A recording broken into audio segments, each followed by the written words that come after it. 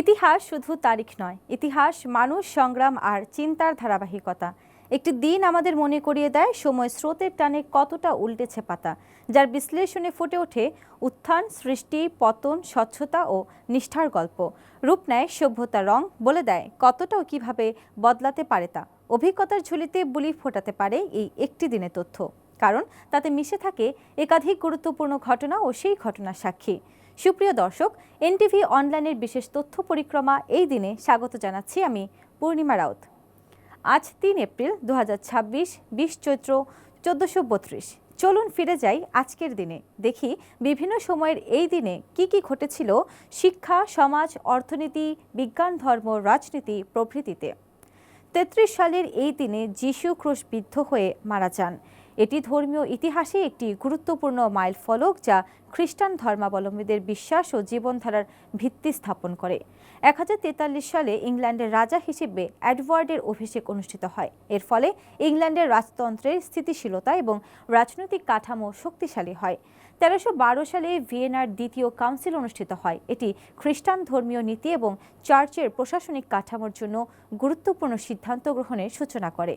১৫৫৯ সালের এই দিনে স্পেন ও ফ্রান্স দ্বিতীয় চুক্তি করে। এটি ইউরোপের রাজনৈতিক স্থিতিশীলতা ও আন্তর্জাতিক সম্পর্কের ক্ষেত্রে গুরুত্বপূর্ণ ভূমিকা রাখে।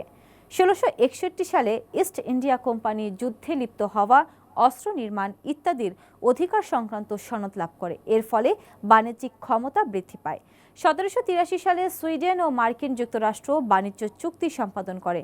এটি আন্তর্জাতিক বাণিজ্য ও অর্থনীতিতে নতুন দিগন্ত উন্মোচন করে।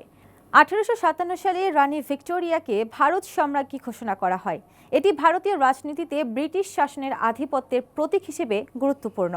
১৮৬০ সালের এই দিনে মার্কিন যুক্তরাষ্ট্রের প্রথম ঘোড়ার ডাক চালু হয়। এটি যোগাযোগ ব্যবস্থার আধুনিকীকরণ এবং দৈনন্দিন জীবন সহজতর করার ক্ষেত্রে গুরুত্বপূর্ণ। ১৮৯০ সালে ইউরোপের বিশিষ্ট রাজনীতিবিদ, জার্মান ও সাম্রাজ্যের স্থপতি ও প্রথম চ্যান্সেলর অটো ভ্যান বিসমার্ক পদচ্যুত হন। এর ফলে জার্মান রাজনীতিতে নতুন পরিবর্তন এবং ক্ষমতার পুনর্বিন্যাস ঘটে। ১৯৩৯ সালে ডেনমার্ক ও নরওয়েতে জার্মান বাহিনী অনুপ্রবেশ করে। এটি দ্বিতীয় বিশ্বযুদ্ধের প্রারম্ভিক সংঘর্ষের একটি গুরুত্বপূর্ণ পদক্ষেপ হিসেবে বিবেচিত। ১৯৪১ সালের এই দিনে দ্বিতীয় বিশ্বযুদ্ধ চলাকালে ইরাকে ব্রিটিশ বিরোধী আন্দোলনের নেতা রশিদ আলী আল গিলানি বাগদাদ দখল করে নেন। ১৯৫৪ সালে শেরে বাংলা একে ফজলুল হক ৪ সদস্য বিশিষ্ট যুক্তফ্রন্ট মন্ত্রিসভা গঠন করেন। ১৯৯৫ সালে ভিয়েতনাম মার্কিন বিরোধী প্রতিরোধ যুদ্ধে জয়লাভের ২০তম বার্ষিকী উদযাপন করে। এটি দেশটির স্বাধীনতা সংগ্রাম ও জাতীয় ঐক্যের প্রতীক। ২০০২ সালের এই দিনে ইসরায়েলি সেনাবাহিনী ফিলিস্তিনের জর্ডান নদীর পশ্চিম তীরে অবস্থিত জেনিন শহরে ভয়াবহ হামলা শুরু করে। এটি মধ্যপ্রাচ্যের রাজনৈতিক সংঘাতের গুরুত্বপূর্ণ এক অধ্যায় হিসেবে চিহ্নিত। ২০১৩ সালে আর্জেন্টিনার বুয়েন্স আইরেস ও লা প্লাতায় রেকর্ড বৃষ্টির পর বন্যায় ৫০ জন নিহত হন।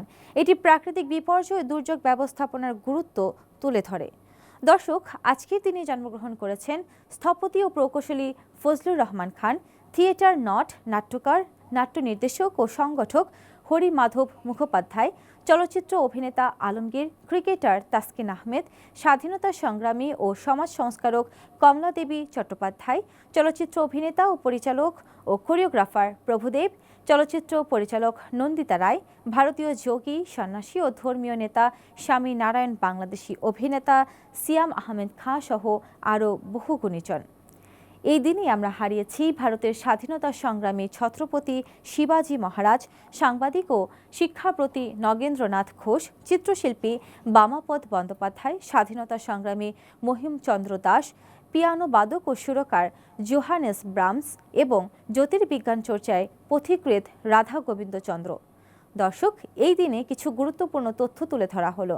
আরও কোনো তথ্য থাকলে স্মরণ করিয়ে দিন কমেন্টে। সঙ্গে সঙ্গে ফলো করুন আমাদের ফেসবুক পেজ এনটিভি ও এনটিভির ইউটিউব চ্যানেল। বস্তুনিষ্ঠ যে কোনো সংবাদ পড়তে ভিজিট করুন ntvbd.com। ভালো থাকুন, সুস্থ থাকুন, শুভকামনা সবসময়।